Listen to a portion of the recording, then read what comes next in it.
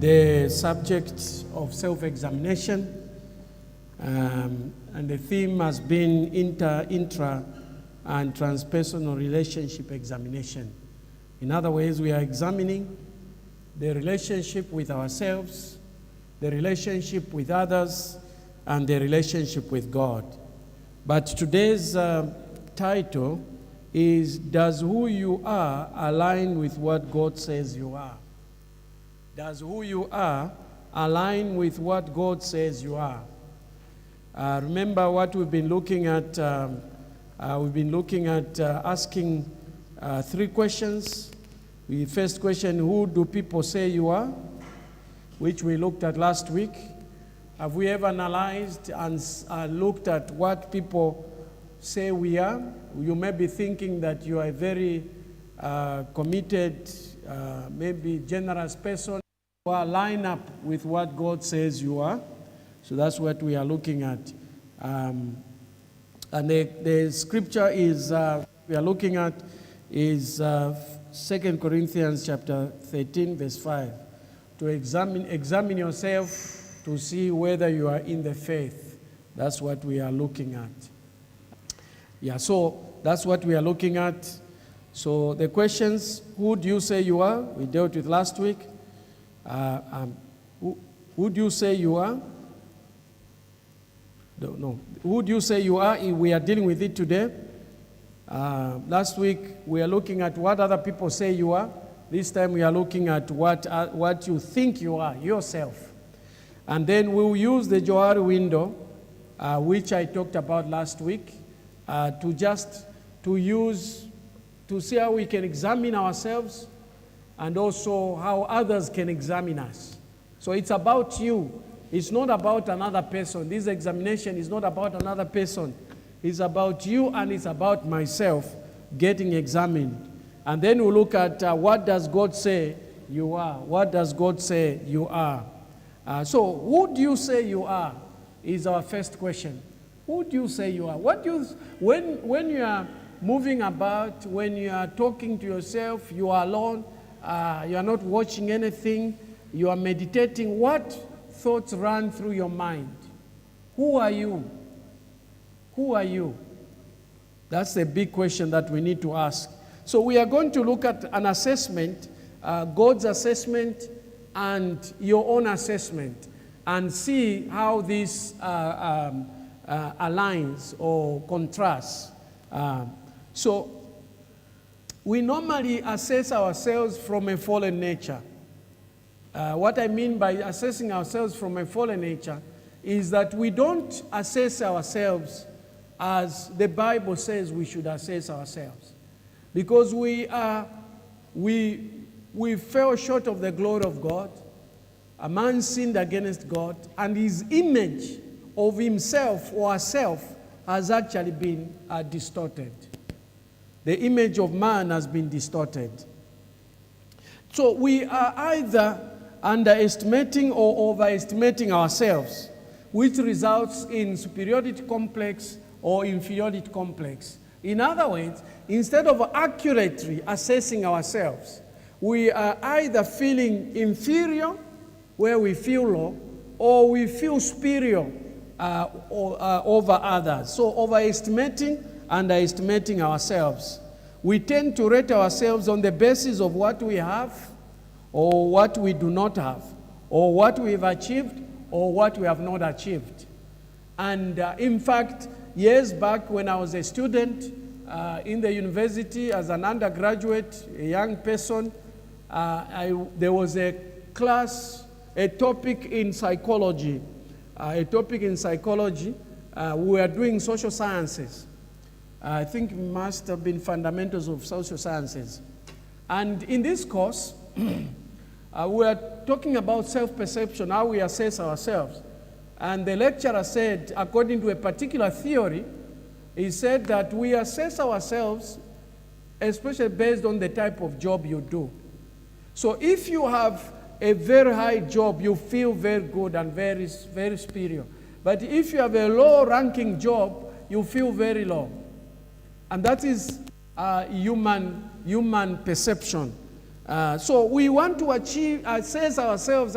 We want to measure our importance based on what we have achieved and what we have done, how educated we are. Sometimes we want to measure ourselves based on the family we come from. You know, some people, when they just mention their name, the family name, you even know who they are. You even begin to give respect. And people measure themselves by that. And this is the reason why we've had problems in the past with, let's say, children of presidents, children of ministers, because all of a sudden, they begin to measure themselves based on their father's position, political position. That is the challenge. It becomes in that regard. So, now the issue here is that one thing that I learned a little early in my early 30s is not to underestimate myself. I have worked predominantly, or let me say, I've worked a lot with Westerners, particularly light-skinned people. And very early, I realized, I assessed myself and I said, I looked at my boss. I had an Irish boss some years back in Kasama. I looked at myself and I said, this man, I looked at what he knew and what he was able to do. Then I made a conclusion. I said, this man is able to do what he's able to do because he has gone through a particular process. If I also went through the same process, I'll be as good as him. So there's nothing special about that person. But what I'm saying is that the reason we should not measure, or let me put this, we should not feel inferior because we are with somebody who is maybe more educated. Even the person who is more educated, no matter how many degrees you have, you only know very small aspect of life. Very small. Educated, the car breaks down, you need a mechanic who is not as educated as you are. Some people can't even change the light bulb, you know. So we shouldn't use human standards. That's why you see some people, when they have money, they even begin to look down on others. Why? It's a fallen nature. Some people, they look at the work they do, the position they hold, they look down on themselves. Remember I mentioned last week when we were talking about how you dress, that if you overdress, you can threaten others. I mentioned that people who are from low-income backgrounds, when they see a very posh place, maybe a bank, they don't want to go in. That is research, it's been proven. And that's why now we have community banking, a place that is not so posh, so that we all can feel comfortable to go there. So it's very important to understand that we are not more important than another person because you are more educated, because you have a high job, because you come from a particular family. Neither are you less valuable or less important than any other person. We may have, let's say we have a chief executive in here running a company. You find some people may not even approach, especially when they know who he is or who she is, they may not even want to approach that person. He is a brother in the Lord. That's what brings us together. So don't just stand up and say, no. So that is the challenge that we have. Now, let's look at how God assesses us. The Bible advises us to have a realistic assessment of ourselves. We are cautioned not to overrate or underrate ourselves. We should not overrate or underrate ourselves. And we should also not rate ourselves in relation to others. We should not relate ourselves in relation to others. Romans 12 verse 3 says, "For I say through the grace given to me, to everyone who is among you, not to think of himself more highly than he ought to think, but to think soberly, as God has dealt each one a measure of faith." First warning, let's not overrate or underrate ourselves. Let's have a fair assessment of ourselves. A fair assessment of ourselves. Your value is not based on what you have done or do not have. but you are created in the image of God. That's where your value is. Your value is that you are created in the image of God. That is the most important. You may be as dark as me, but you are still as important as anyone else. Who says light-skinned people are more beautiful than us who are dark-skinned?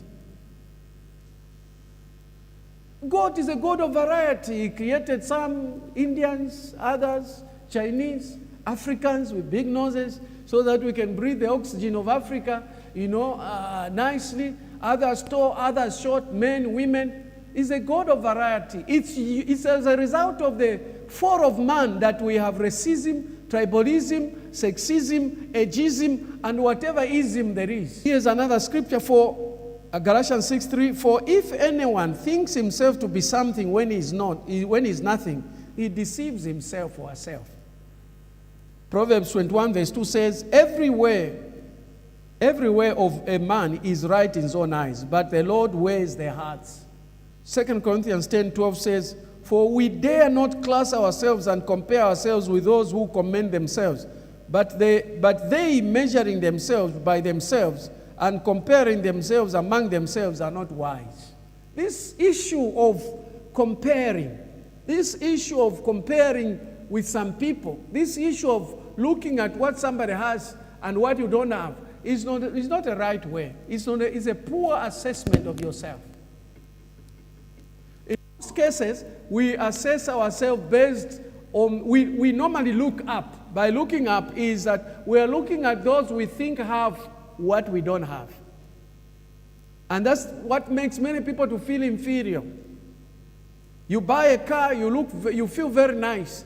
Then somebody comes and parks a better car, more expensive than your car next to you, you feel inferior. Actually, inferiority and superiority are the same one. They are just the different sides of the coin. A person who is inferior is also superior, has a superiority complex. So is a person who has an inferiority complex or superiority complex. Because when you feel a superiority complex, it means you've met somebody who has less than you have. The next time you are going to find somebody who has more than you have, you feel inferior. I always get amazed how these guys, particularly men, a lot of foolishness comes from us men. This guy comes with a car, very nice car, Porsche car, maybe sports car, and then he's showing off with the keys so that tomorrow morning. Now, I ask myself, I remember one time asking myself and says, now, what has your car, in my heart, of course, intrapersonal, what has your car got to do with me? It is your car. I mean, what has that got to do with me? Whether you drive a Porsche car, a nice car, whether you live in a particular neighborhood, does that change my status? No, it's when you're also foolish enough that you begin to compare and even feel inferior over somebody's car. A person's status does not change my status. And why should I worry about another person's status when I have my own status? And I know that the Lord will bless me at the right time with whatever I'm looking for. You may be surprised that you're admiring somebody who is even admiring you.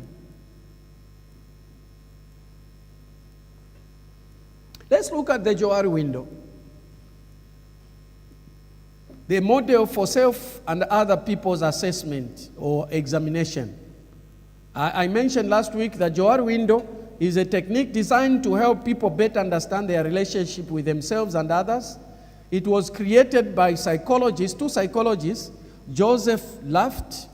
He lived between 1916 and 2014.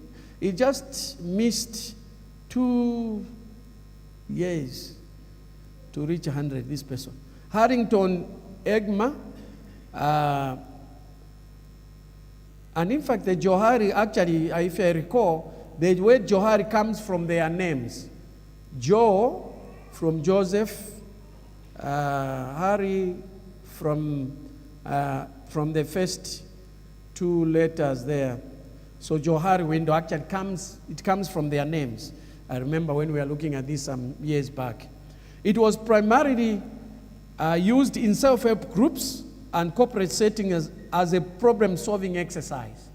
So it's for people within groups, as individuals, within groups or corporate setting at workplaces, they use it to assess their relationships with each other and themselves. Now here is the Johari window.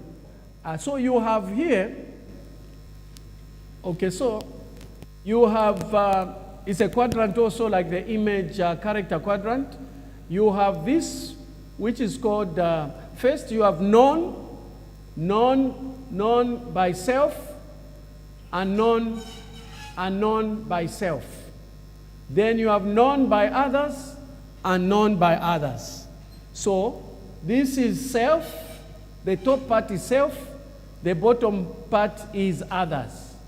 Okay? Now, so we have, so this, if you are in one, it means this is the part which is called open or free area. You are known, that is the part where you are known by self and also known by others. This is information that you know about me. I'll use myself an example. You know about me, but also I know about myself. That's why it is an open area. Let's say nganda fulwa bonse mwaishibati, baba pastor bala fulwa, baba pastor bala zanda, baba pastor tabelela, mwaishiba bonse.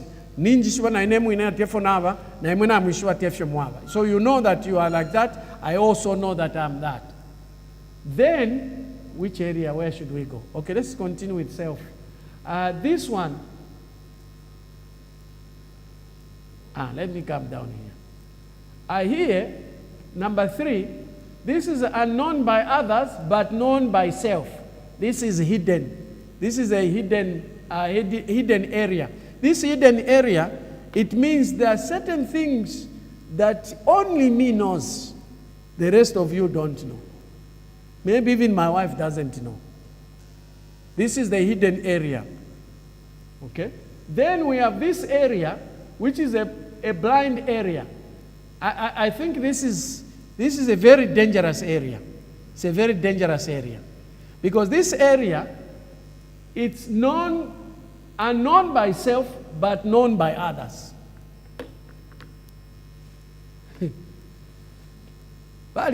People know who you are, but you don't know yourself. The other way, the nickname for this area is called bad breath.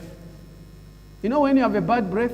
When you have bad breath, only others know that you have bad breath. And our culture, we don't, it's offensive to tell somebody that mlenu nkamukano. Techa kwesha kufuira fe mukati. Iwe ni wa fuira mukati. You know? Sometimes those who are close to you bakubati mule sheta ku bubblegum nishi wakweva ati ulenu nkamukano. This is bad breath. It's a blind area. And all of us, this is the part I was saying, what do others say about you? What do others say you are? You may think of yourself as a very kind, very spiritual person, very patient, but people think otherwise. They think otherwise. Then, this area, this is called an unknown area. Unknown area. Unknown to self and unknown by others. So, now how this exercise is done is that people provide information about you. They provide information about you. Then you also provide information. Okay, they provide information. So first they tell you this side.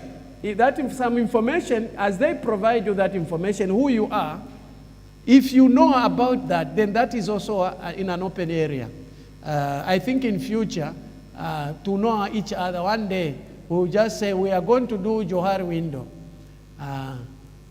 I think maybe in the groups, the men alone, the women, I don't know. But anyway, especially the leaders definitely will do that sometime in future.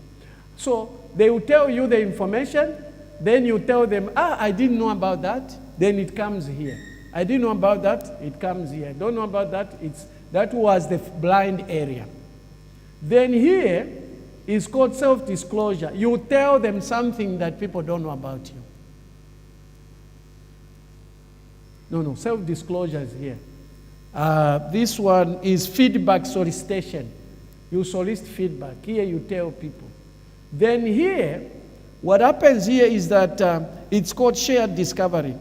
The others begin to observe you, and you are also discovering yourself and knowing who you are, a bit by bit.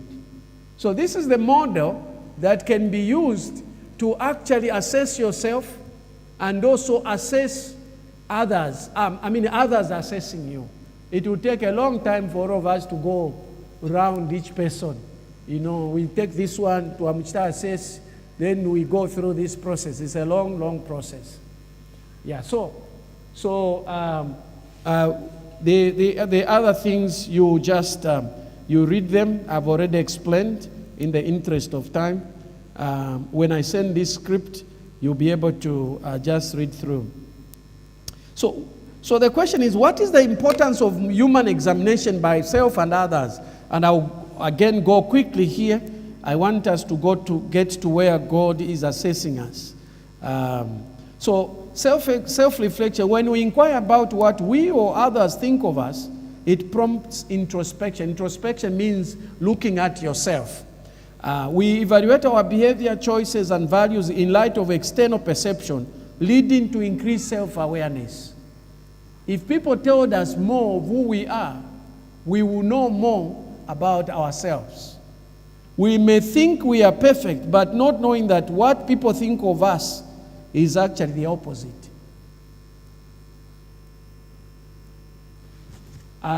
When my household was in full force, all the 4 children were around. I think we did it 2 years.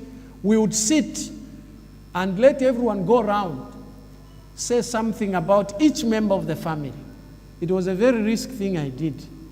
Because there the children are telling him, my dad, mwaba so and so, mommy, mwaba so. I actually recorded that the last session, only that I don't know where it is. The whole session. So we are giving feedback of each other.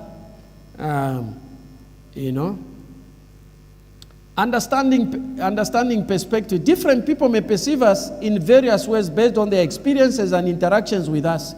This may be totally different from what we think of ourselves. By seeking to know what others say about us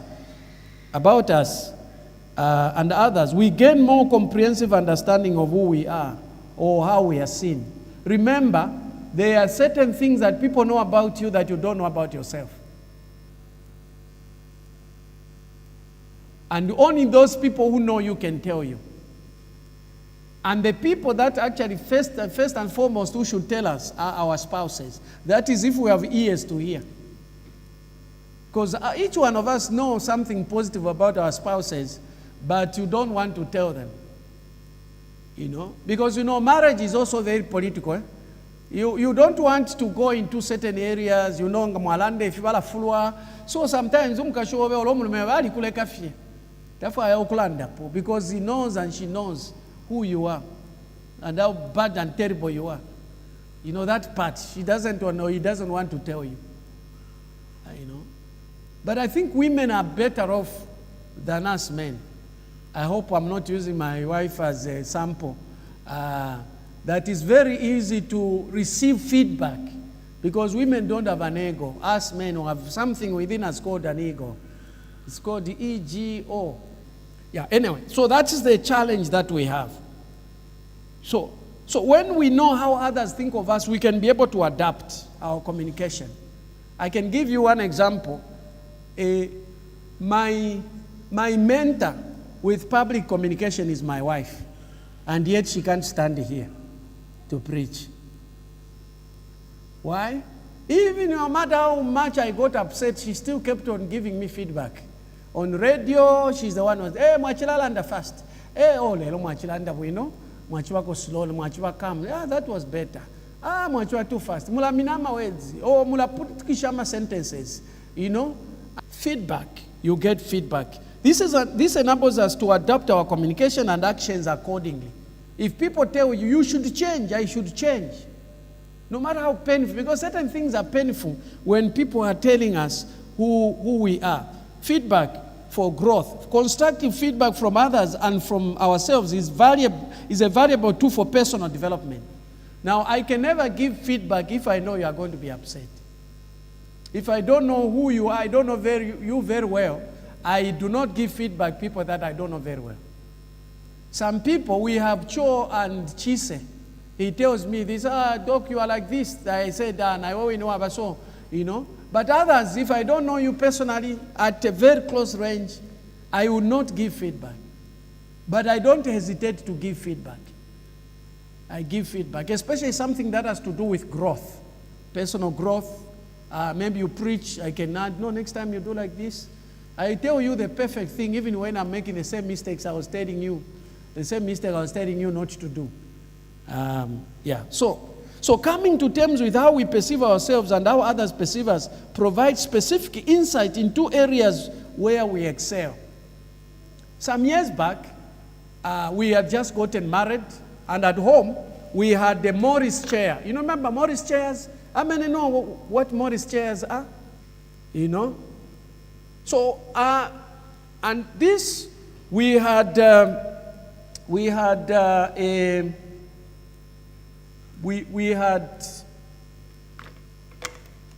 nail on a sofa, and it kept on pricking me.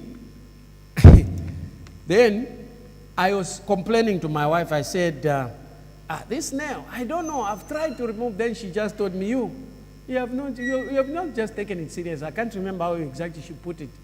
Because anything you set your mind to, you do it. I was not aware that I was like that. I can tell you that nail came out faster than it went in. Feedback, you receive feedback. It also provides insights in areas where we might need improvement, fostering continuous growth. It's easier to ask for feedback than to be told. I was kept by a lady who was not my relative. She told me one thing, and we were just the two of us. Kenneth, it's better for you to do things on your own than to be told. It's more painful to be told to do something than when we never want in our you yourself, you just do it. That was a fundamental thing that she taught me. So it's better, you young people, you know, there's no need for us to start telling you, you just see something, you start doing it. Communication. Asking about self-perception and other people's perception of us opens up channels of communications. It allows for honest conversation, clarifying intentions, addressing any misinterpretation that may exist. Building connections. So it helps us to build connections with others, to develop genuine relationships, aligning values. External perception can serve as a reality check, helping us to assess whether our actions align with our intended values and self-perception. Yeah, so that's the challenge that you see there. We need to align. You know, even at our workplaces, let's say some of us who are believers, do the people at our workplaces think we are believers? Because there are two places where your Christianity is tested. At home and at work. At home and at work.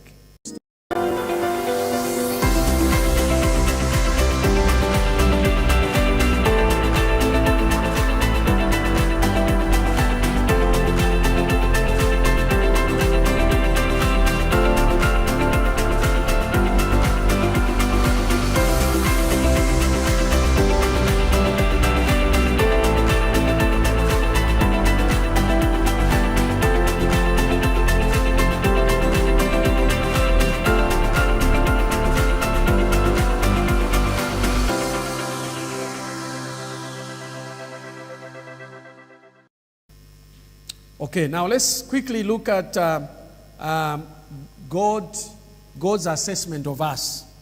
God's assessment of us. Only God truly knows us. Others know us partially. We know ourselves partially. But only God truly knows us. Psalm 139 verse 1 to 4, we read it last week. It says, "O Lord, you have searched me and known me. You know my sitting down and my rising up. You understand my thought afar off." God knows even your thoughts. Even before you think them, He knows. "You comprehend my path and my lying down, and are acquainted with all my ways. For there is not a word on my tongue, but behold, O Lord, you know it altogether." Your word, even before you say it, the word on your tongues, before you say it, God already knows. God knows. That's how much God knows us.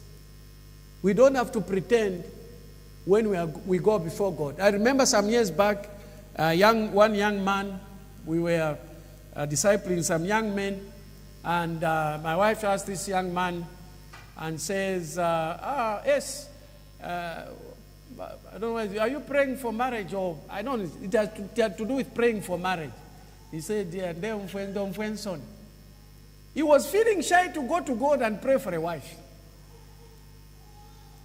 You know, they are such kind of people. Jeremiah 17:10 says, "I, the Lord, search the heart. I test the mind, even to give every man according to his ways, according to the fruit of his doings." Sometimes I sit and I start thinking, what does the Lord think of me? What is it about me that I think I'm okay and the Lord thinks otherwise?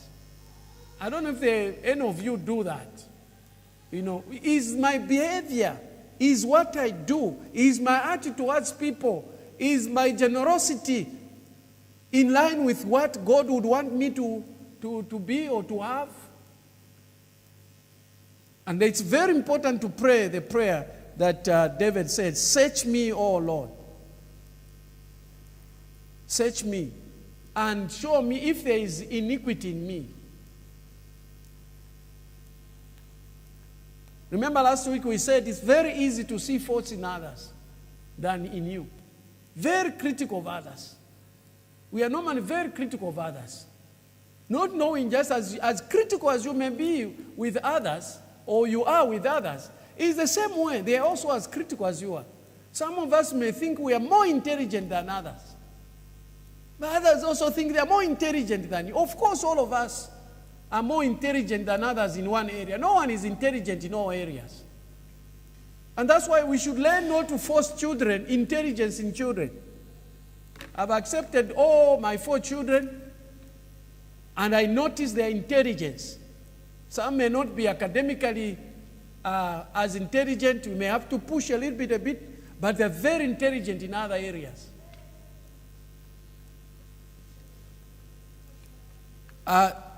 Hebrews 4 verse 13, "And there is no creature hidden from his sight, but all things are naked and open to the eyes of him to whom we must give an account." Just imagine we are going to give an account to somebody who has been filming us. He's been recording everything, including our thoughts, our words, everything we say, everything we do. He has recorded everything. He knows everything. And everything is bare before him. You may hide. You may pretend to be who you are. You are not. You may be the best hypocrite the world has known. Here at church, and you know, all of us at church, we are Christians. In fact, we are Christ-like here at church.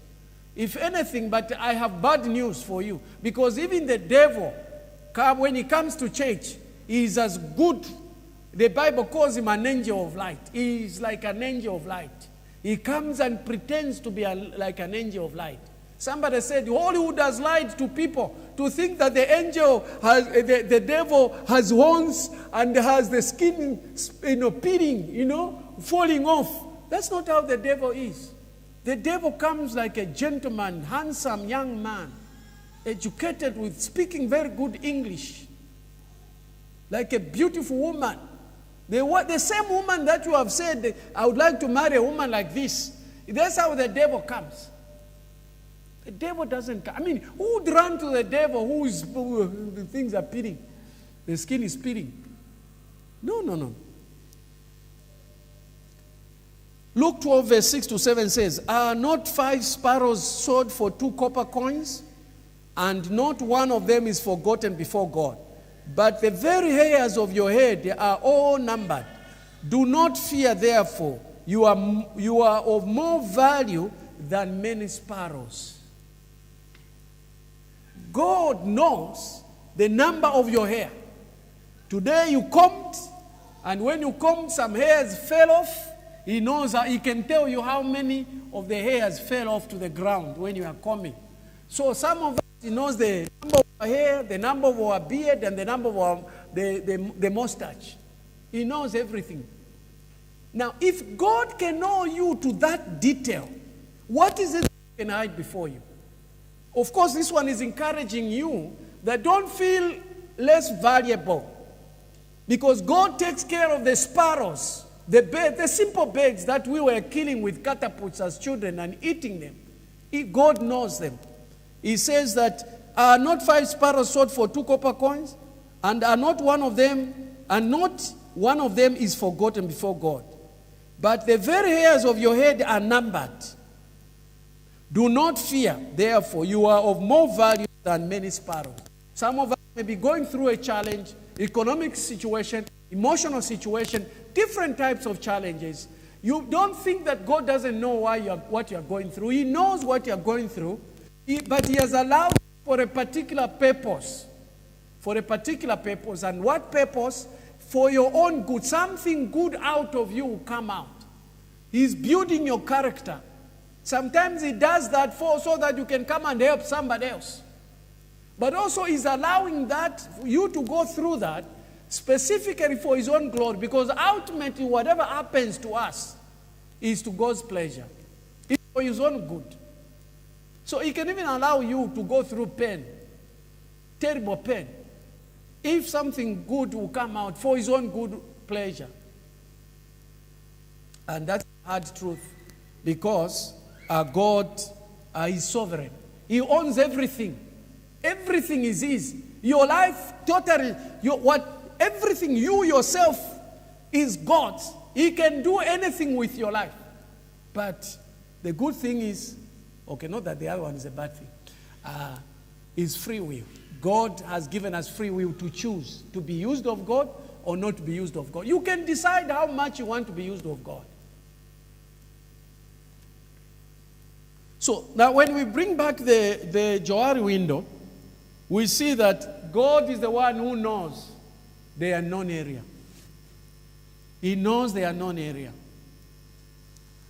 So we should write this one, known by God. Known by God.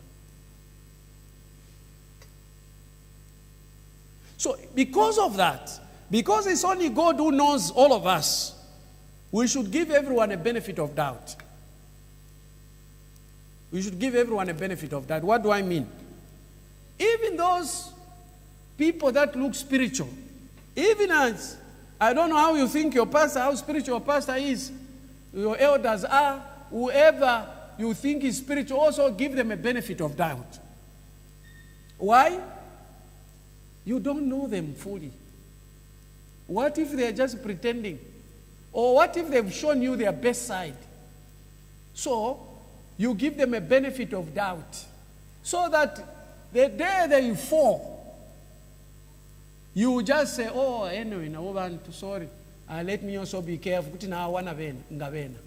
Because even pastors fall.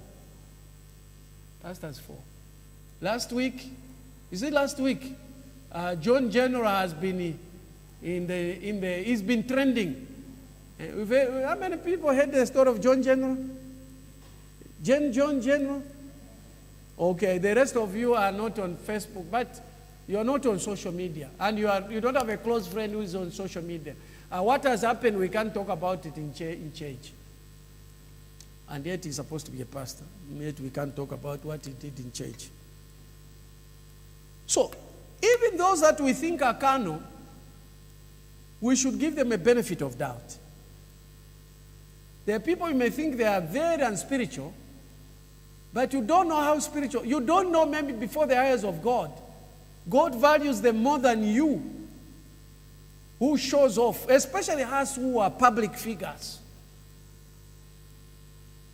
Sometimes you have churches where there are intercessors who make the pastor preach with fire and perform signs and wonders. And yet it's not because of his own anointing, but because of somebody else's prayer. These great men of God that we've heard about, Bonnke and many others, they had a lot of intercessors. And those intercessors are not even known. But in heaven, they are known. You might find them receiving the same reward as Bonnke, as Billy Graham, and many other great men and women of God. So it's important for us to give each other a benefit of doubt. Because we don't know ourselves fully. Because of this, the unknown area that only God knows. We only see the outside. We only see the image of the person. And partially we know part of the character, but not the total character. Knowing people, knowing the hearts of people is a divine prerogative. Only God knows the hearts of people. You remember Jesus, he was with these guys. When that woman came, a prostitute came, and she was crying. She was shedding tears on his feet, and she was wiping them with her hair. And the host was a Pharisee, and we also have Pharisaic tendencies. They were saying, this man, if he was really a man of God, if he was a Messiah, he should have known what sort of a woman is touching his feet. Then Jesus heard their thoughts and gave them a parable. So it's a prerogative of God to know people's thoughts. I always say, if we knew the thoughts of others, there would have been fights. There would have been, even in church. If you're hey, you grab the person. How can you think of me like that? There wouldn't have been peace.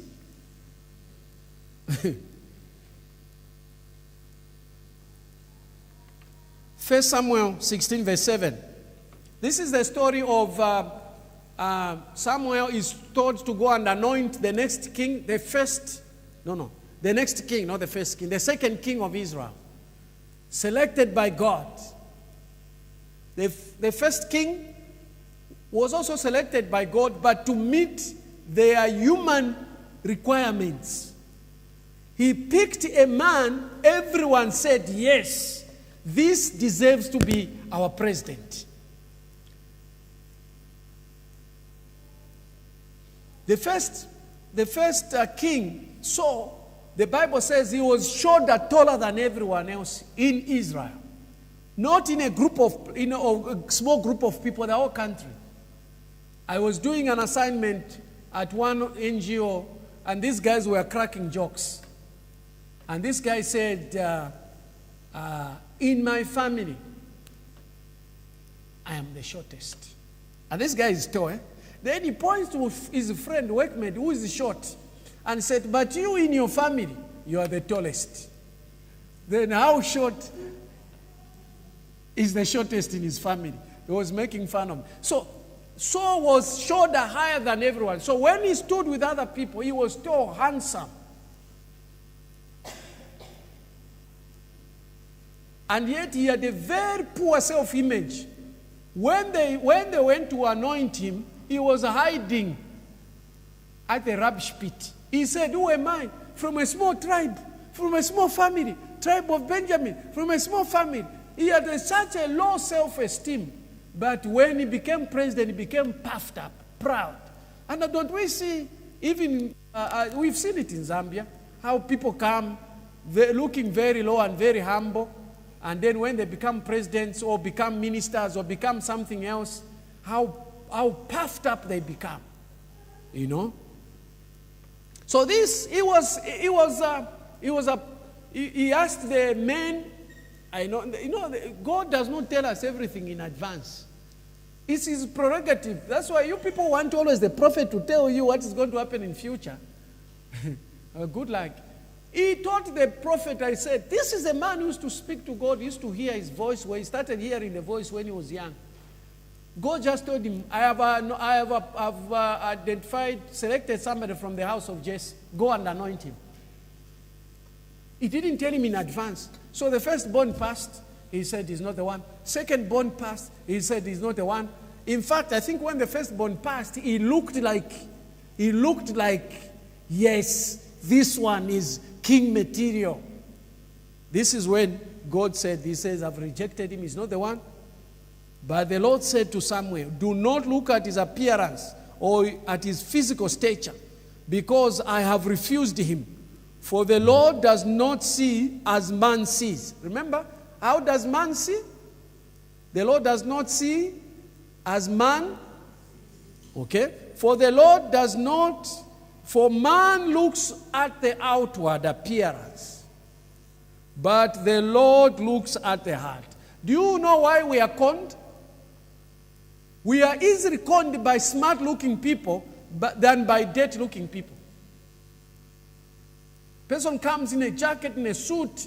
There is just something about us that when you see somebody well-dressed, we immediately subconsciously trust them, that they are trustworthy.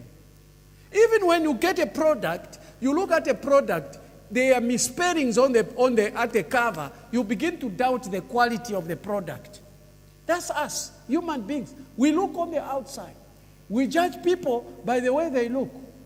Somebody may be very spiritual, but because of the way they look, we think they are very carnal. Some people may be very carnal, but because of the way they portray themselves, we think that they are very spiritual. As human beings.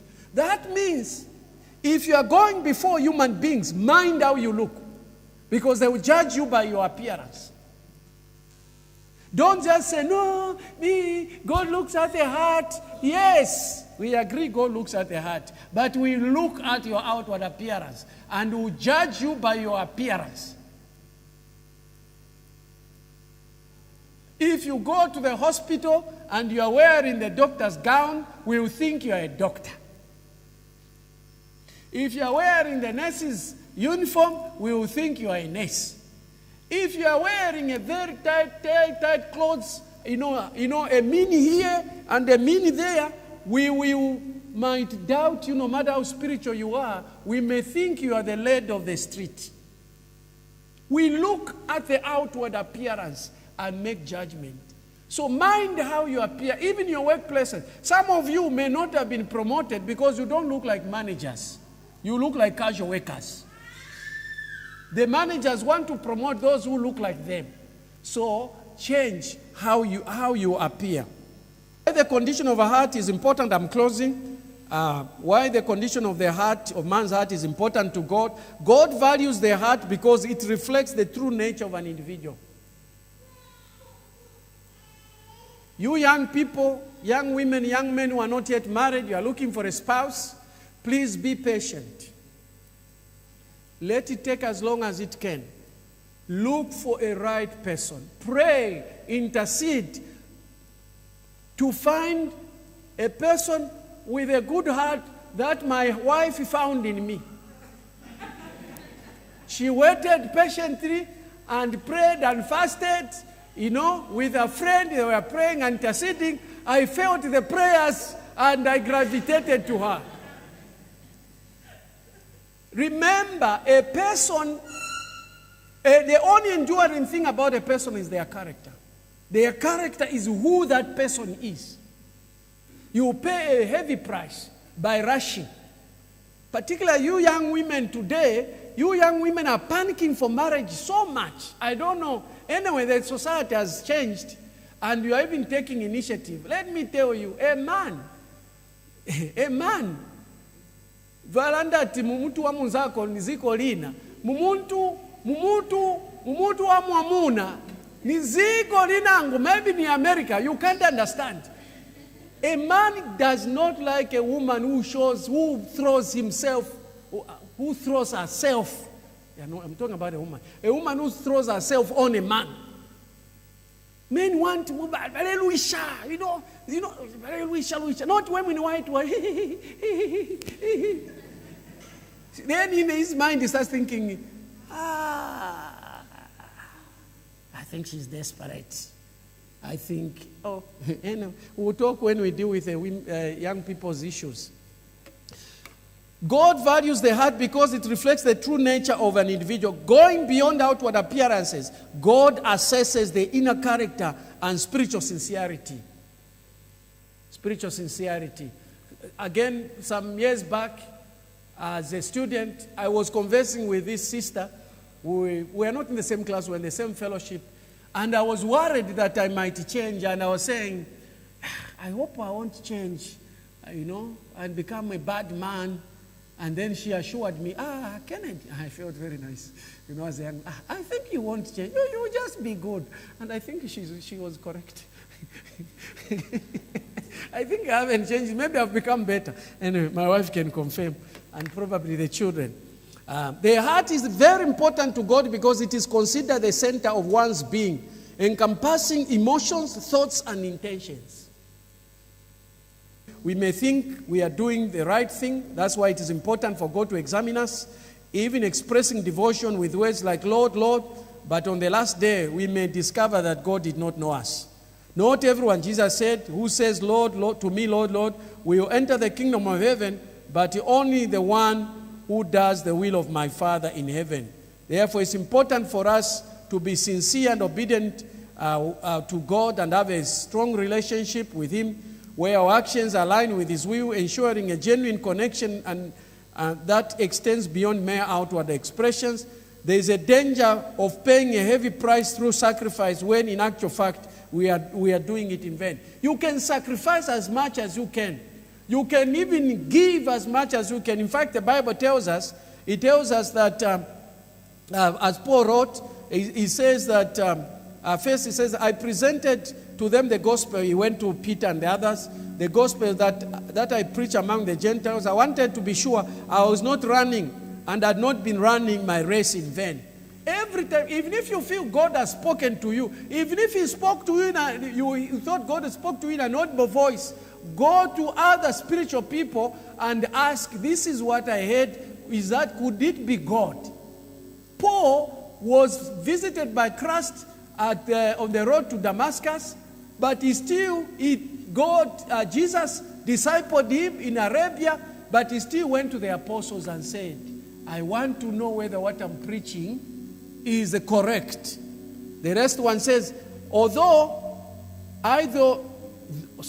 I speak with tongues of men and of angels, but have no love, I've become a sounding brass or is a clanging cymbal. I jumped verse 2, verse 3. This is 1 Corinthians 13, verse 1 and 3. And though I bestow all my goods to feed the poor, and though I give my body to be burnt, but have not love, it profits me nothing. What I'm saying by this is that no matter what sort of sacrifice you give, if your heart is not right before God, you are actually wasting your time. Even when there's a version that says, or it's the same version, it says, even when you give your body to be burned for God, and yet you don't have love, He says you've done it for nothing. So this is what I had wanted to do. You see the scriptures. These three characters. If you look at the character of the prodigal son, the elder brother to the prodigal son, from the human perspective, you might think that guy was a very good person. He was obedient. He never said anything. Then you might condemn the prodigal son who took his share and went and blew it up. The goodness with the prodigal son, he had a heart. He was open. He spoke his mind. When he needed his share, he didn't pretend that like his elder brother. He got it and blew it up. When he blew it up, he was humble enough to say, Father, I want just to be a servant. The brother got upset. The praying Pharisee in Luke 18, verse 11 to 12, when he went to church to pray, he went to brag before God. God, you know me. I give 10th of everything I have. I fast twice a week. I don't know when you last fasted. He was fasting twice a week. And I'm not like this chap next, But the publican, the person considered a sinner, the Bible says he could not even look up to heaven. He just says, forgive me, God, hear me, God, a sinner. And Jesus said, who did God hear? And I think the audience said, of course, the publican. Jesus said, the publican went justified. His sins were forgiven than the Pharisee. We also have Saul the king and David the king. So what he did was not as serious as what David did. He went. God told him to kill all the Amalekites. He kept few kings. He saved them. And also he kept fat animals. And those animals were kept for God himself. Now look at David. I am not saying those who do evil are better than those who don't. I'm just trying to show the hearts. That sometimes the way we appear may not necessarily be that we are the holy ones compared to others who may not appear as holy as we appear. David grabs somebody's wife, commits adultery, kills the husband for that. But the difference is their hearts, these kings. When Saul was asked what he had done, he even came and said, I have done everything. Went to Samuel, I have done everything, my Lord. Everything as the Lord commanded. Then Samuel said, what about those memes I can hear somewhere? Oh, no, those, we kept a few. Didn't God not tell you to kill everything? Oh, yes, yeah, it's the man. He changes. It's the man. He starts blaming. It's the man. He had 58 words to justify, to reach a point where he said, forgive me, let me go with. Even when he realized he was doing something wrong, he still was worried about people. He grabbed the Samuel and says, let's go to church. Because if he shows up, Samuel shows up without the king, people would wonder something has gone wrong. So go with me. Samuel refused. He grabbed the robe. And as Samuel was trying to go, it was torn. And Samuel, it became a point of prophecy. As you have torn my robe, so the leadership has been torn from you and has been given to another.